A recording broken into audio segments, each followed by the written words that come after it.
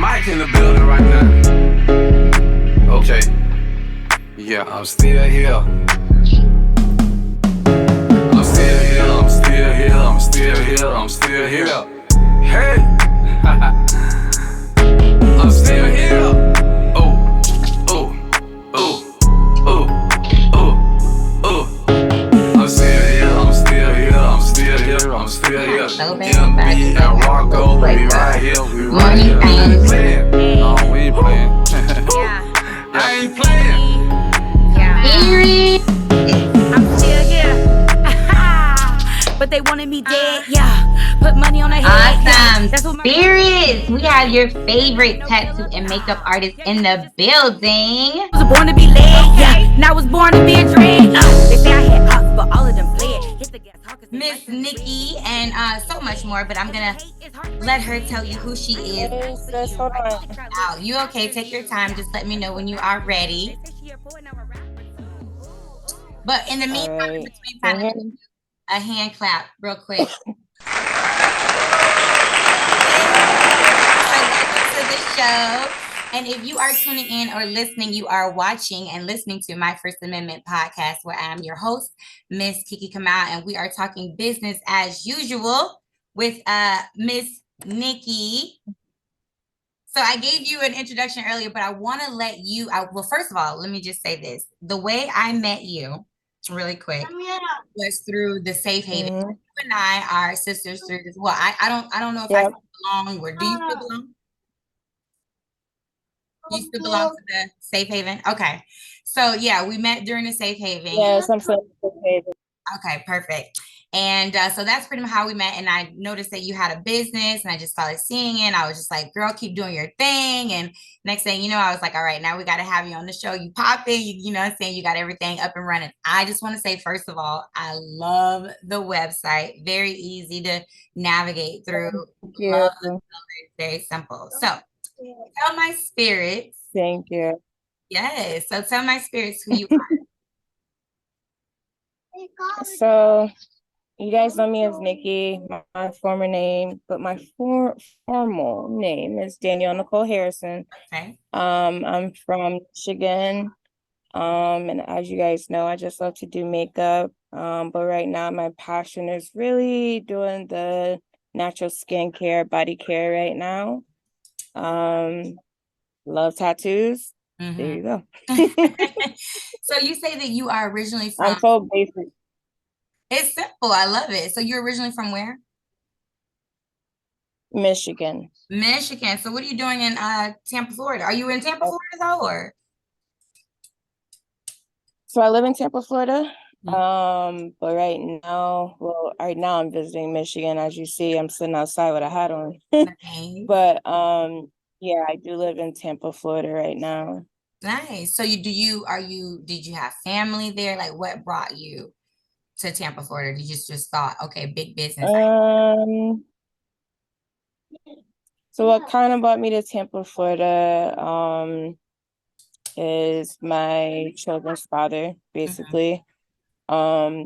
We had known each other for about 20 years now. Mm-hmm. So that's what brought me to Tampa, Florida originally. Got you. Okay. Well, I'm glad you're here, and hopefully we can meet each other in person during one of the pop-up shops. Yes, we keep talking about it. We got to do it. I know, we really do. So tell me, what is the name of your company? Because I'm not sure if I'm saying it right. Trubeauti. Trubeauti. Okay, just making sure, because I was like, is it Trubeauti? Yeah. Okay, just making sure. So Trubeauti, and that consists of what exactly? Because you don't just do makeup. No. So with Trubeauti, it started off as just makeup originally. Mm-hmm. But when I started going on like a natural healing journey, when I decided that I wanted to kind of nurture myself in a better way, mm-hmm. I started looking up things like, I don't know if you guys know, I'm open and honest.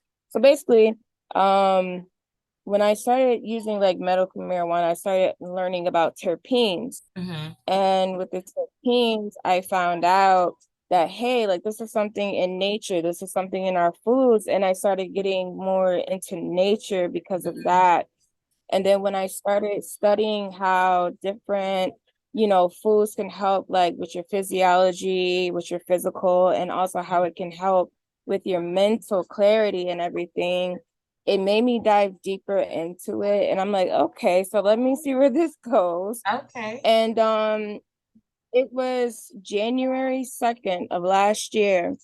While I was doing makeup, I just came this idea because I had a lady wanting me to pretty much do skincare through this big company. And I'm like, you know what, I can make my own skincare because I was looking at the prices of the skincare. And I'm like, yo, like some people can't afford this. They need natural skincare. We definitely do need to get back to nature, but yeah, no, something's wrong with this. Yeah. So I asked my friends, how do you guys feel if I started, a natural skincare company? And they were like, yeah, you should do it, you should do it. And I sat on it for about a year. I looked at different YouTube videos and stuff like that, but I wasn't satisfied with just doing YouTube.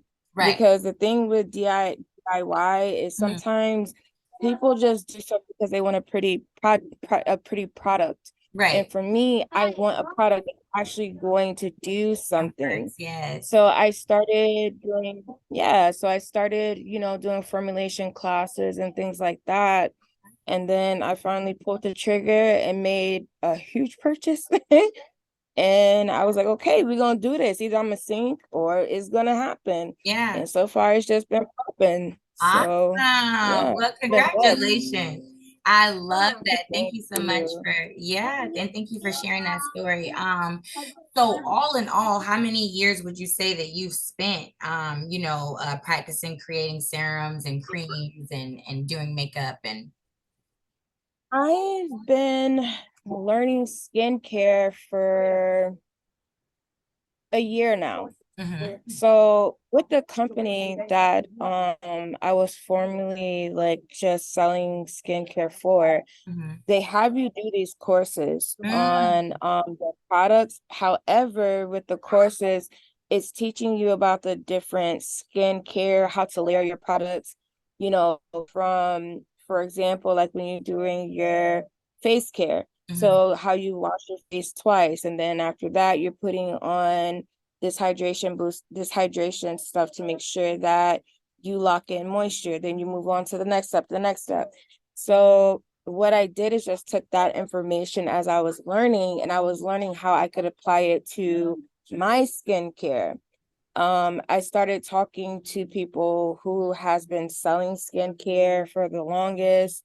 I started reaching out to people, even my friends that have their own companies and selling soaps and things like that. Yeah. And they started giving me advice on how to do certain things. And so then I started making the products, but I didn't want the products to just sit in my fridge and I'm the only one trying it. And I'm like, yeah, this is great. So I started off just small by, giving out free samples to friends and family members. And I would tell them, just give me some feedback on it. And when I seen that it was actually working for them, and I had a family member who has bad eczema, and she was like, it's actually going away. When she told me that, I'm like, yep, that's all I needed. Cool.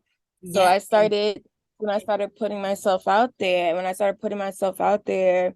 people just started inboxing me, hey, I have psoriasis. What can you give me to help with that? Hey, my son has psoriasis. Have you seen Chelsea Moore? Yes, She's like, I saw that. Yeah, she's like, my son has really bad eczema. I just want you to make a simple butter. And I was so nervous because I'm like, man. Yeah, that's Chelsea, you know what I'm saying? Yeah, man, because you want to make sure, like, when you're dealing with somebody with that type of platform, you want to make sure that everything is right. So after I got, confirmation from her too, like, yeah, your products are doing something. I was like, listen, like, can't nobody tell me nothing now. Okay, that's cool. Such a blessing. So yeah, so it's really been a year of me with the skincare. Now with makeup, I've had a love for makeup since I was a kid. My mom would tell you I would sneak makeup in my room, or I would sneak in her stuff And she would get upset sometimes because she'd be like, you don't need to wear makeup. You shouldn't be doing this. You shouldn't be doing that. But it was just always a passion for me.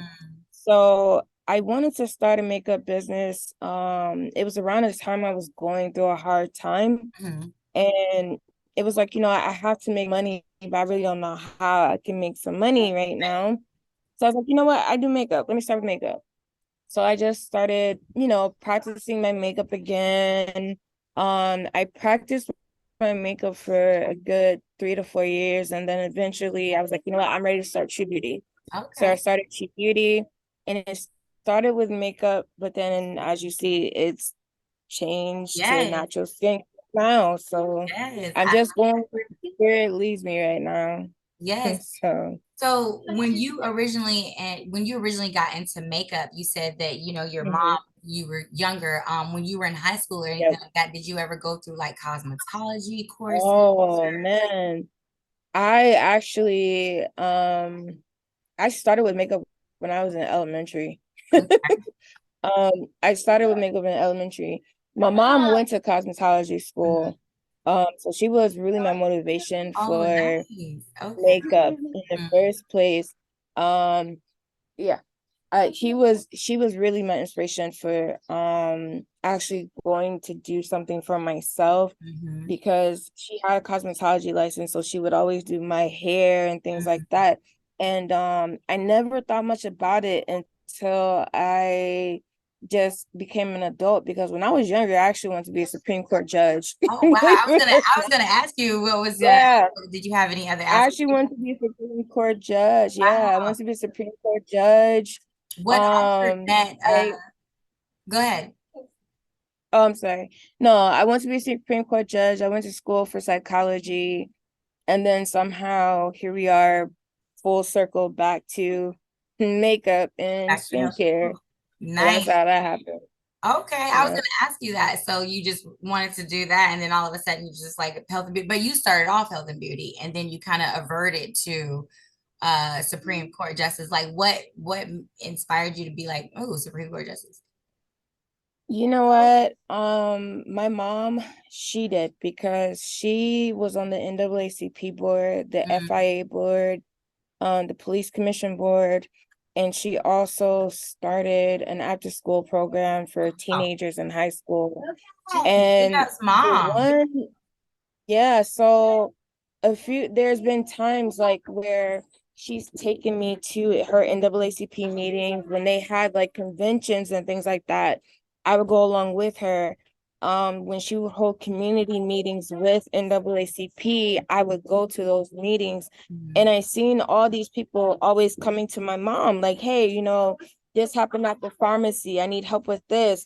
Can you help with this? You know what I mean? Or their kids being in trouble with the police, or because of police brutality, or police just basically. I grew up in a semi-racist town. They're kind of semi-racist, I'm gonna be honest. Right. But when the police would target their kids, they would come to my mom, and my mom would call them the big dogs, and they would host meetings and things like that. So the fact that I would see my mom fighting for justice, that's what made me be like, I want to be a Supreme Court judge, because I noticed the injustices that were happening in my community. And then when I seen it happen to my own mother when I was 16, I was like, yeah, no, like I really want to do this. But then somewhere down the line, it was me trying to understand the mindset of people who tend to be like racist, or who tend to do things that they really shouldn't do. Like, just probably might scare some people. I don't know why, but like serial killers, I really wanted to heavily understand people like that. Right. Because at the time when I was young, when you would hear about them, you didn't hear much about mental health. Right. You would just hear the fact that they were doing things. I wanted to understand the mental health behind that. So when I went to school for psychology. But for some reason, it's like it really didn't stick to me, because it was just something, it felt wrong for me. Gotcha. So I didn't really stick to psychology. So then that's when I just kind of went through life doing this, that, and the third. And then I was just like, you know what, I just want to do makeup. Yeah. Because I always loved being creative, being in my creative space, and that's why I have so many tattoos. Yeah. I love being creative, and Mm-hmm. I love being outside the box with my stuff. Yeah. So I don't like to be confined or in a box. So I love the fact that with makeup, I Mm-hmm. can express how I feel with Mm-hmm. my makeup. If I want to look foxy, sexy, fierce, whatever, I can do that through my makeup. If I just want to look nice, pretty church girl, I can do that with my makeup. Yes. So the fact that I could use my canvas, my face, Mm-hmm. to express, Mm-hmm. how I want to feel and to express, like exude that, sexiness or whatever. Because I wanted to do that, I was like, yeah, I want to do that for other women too, because there's a lot of women that actually want their makeup like this, but Yes. they don't know how to do it or they can't afford it. Yes. So when I started Trubeauti, I basically, put out there, the mission statement was to be able to help other women achieve the makeup look that they're looking for. But then I wanted to also use my business for a purpose. So Mm-hmm. there's that side where it's business, but then there's that side where your business has to align with your purpose, Yeah. right? Absolutely. So I started reaching out to like women's shelters and telling them, hey, I want to link up with you guys because maybe there's some women there that have to go on a job interview and they're not confident. So I Mm-hmm. will offer my services to them for free. And I would tell them, hey, like, if you guys need something from someone, I'm here, kind Yeah. of thing.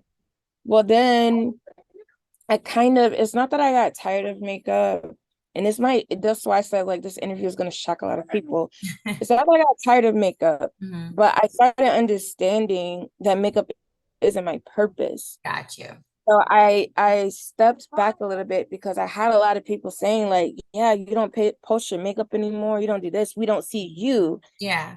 So it was really because I was going through that inner conflict. Mm-hmm. Like it's something I really want to help people, and I know I want to help people in a good way. Mm-hmm. And makeup may be a small portion of that, but that's not my purpose. So Got then as I started getting into the natural skincare, I'm like, this is my purpose, this right here, because even with my skincare now, you. Mm-hmm. I use that to reach out to people who are less fortunate. Mm-hmm. I have a few people, I won't say their names, I won't say their situations. There's been a few people where I've just sent care packages and it's made their day Mm-hmm. because I know that they're dealing with something heavy and it's something that I don't understand, something other people don't understand, but I want to be able to give them that comfort. You know what I mean? Like I'm normal. I can take care of my skin even though I'm sick and I don't feel like I look my best. I do look my best because I'm using this lotion, I'm using this toner, I'm using this scrub from her. I just wanted to be able to be of service to Mm-hmm. other people. It's not even about the money Yeah. because I was pricing myself at $10 and people were like, yo, Wow. what are you doing? Like that's too low. Yeah. But for me, it was like I just really want people to feel me and I want people to see this isn't about money. It's a way bigger purpose to this, you know? I love that. Um, I absolutely. um, Oh, go ahead. um You have oh more to no, say? you're Oh, good. okay. I was gonna say really quick, because I love the fact that you kind of answering some of the questions that I have for you. I love that you said that Yeah, you originally went into psychology and then you realized that, your purpose is to help people. I kind of feel like overall the full circle, like you said, you want to prevent yes, people from being serial killers in a way. When you have low self-esteem about yourself, you do depict that onto the yes, world, and you project your anger. yes. But when you feel good about Oh, yourself, I having know. creams and makeups and things like that that you're providing for your customers, Yes. that allow them to learn how to have that self-love and then spread that inner light. You know what Mm-hmm. I mean? So I think at the end of the day, you really are Let me tell you. helping. Yes. And yeah, and you're doing Let me exactly what you were tell called to do. you, like I'm doing it because I've been there. Yeah, If people really read my mission statement, I made it a point to say I'm on my healing journey, just like you guys are. I made it a point to say I'm being transparent because that's what's going on right now. right. I'm on a healing journey, Hmm. you know? And I realized it wasn't until I just did Lady Key's inner child healing challenge that I realized, like, man, my inner child, like, she's angry, something's wrong. Like, and I would wonder why, like, I would get these certain emotions around people and certain things would trigger me. And really it had a lot to do with my inner child. It had a lot to do with things that have happened in the past that I've just not dealt with. I learned that I would I say this I never can say so. Yeah, Yes, thank you. I was okay, girl. But I would do that a lot. Because I've been through abusive situations. I've been sexually abused, I've been mentally abused, I've been physically abused, I've been verbally abused. I've been through that. And I've came off as, you know, protecting that inner child. I've always been in a fight or flight survival mode. And I didn't realize I was living in survival mode. And it really took me joining Safe Haven and connecting with different people to realize, like, yo, you're in survival mode and you don't even realize it. And you need to tell your inner child it's okay. You don't need to be in survival mode anymore. So with me doing that, I had to it's just been in me to do this business and understanding people and showing them, like, listen, instead of just going to a doctor and taking pills, because that's what I did in the past. When I was molested and when I was raped in the past, they just threw me on Xanax. You know what I mean? Wow. Yeah. And it didn't help me. It didn't help me cope. It didn't help me learn coping mechanisms. It didn't help the problem go away. And when I started getting off of those medicines, my system went into fight or flight. And so now I'm like, listen, I'm a whole 35-year-old woman trying to figure this out, like, because I don't know what I'm doing because I've been on medicine all of this time. And I started watching documentaries, reading books and things like that. And it took for me to read Medical Apartheid. And they were saying how our ancestors, when they first came over here, the doctors would discredit, you know, the midwives and the what do I want to say, like the chiefs and the doctors that we had, like the you know, they medicine.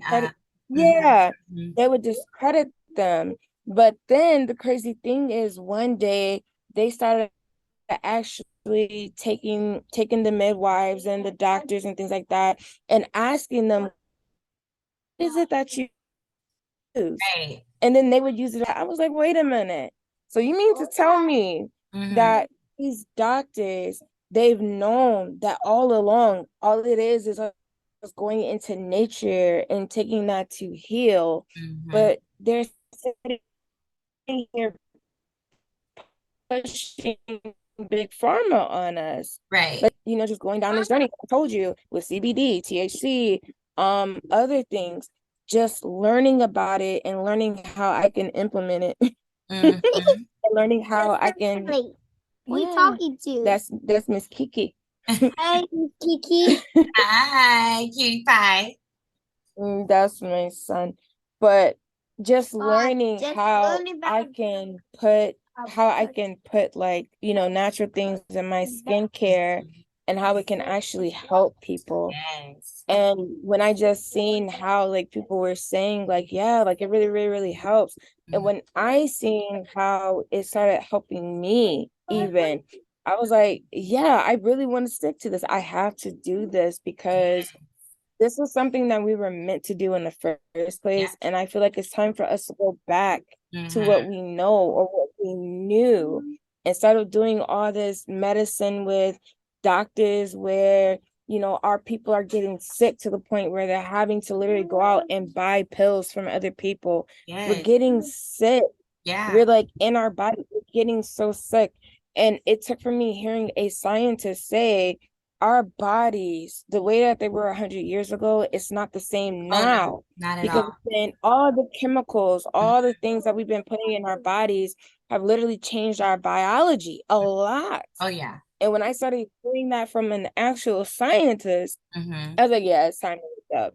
It's time for us to wake up. Definitely. And I'm never gonna say to anyone, don't go to a doctor. I'm never gonna say, yo, I don't struggle with, whether I go back on anxiety medicine or not. I struggle with that every day. I struggle heavily with my demons every day.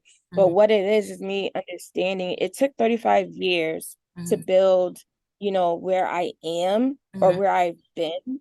So now it's gonna take that time to tear all of that down. For sure. And my biggest thing, always getting frustrated with myself and not giving myself grace. Like, if I, for instance, like I've been saying, like, I really want to stay vegan, like on a vegan diet.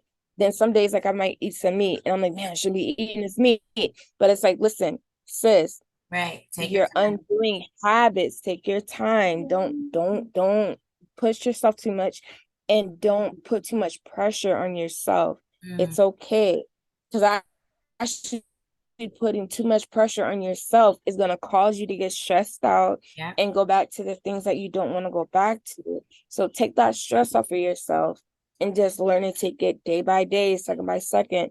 That's what I've been doing, and that's what I always encourage other people to do. And that's why I'm so open about where I am in my journey. That's why I'm so open about things I've been through, because I want people to know, like, you're not alone. Exactly. I've been through this. I've done this, done that. I've ran in circles that I had no business running in. I've been in situations I had no business being in. I've been there. I understand you. I hear you. I feel you.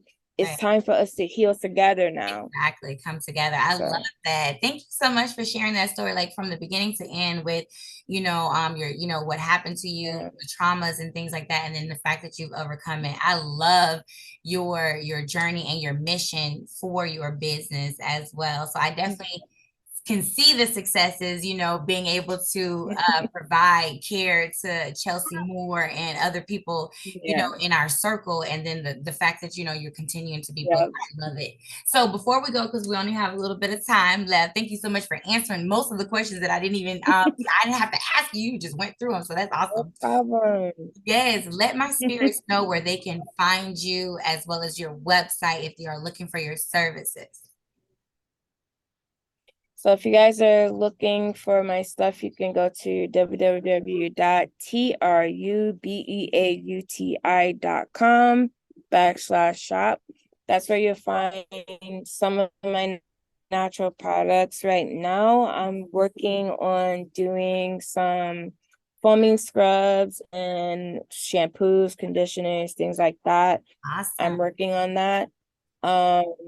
Now I did want to let you guys know about my mission, my bigger picture with my mission.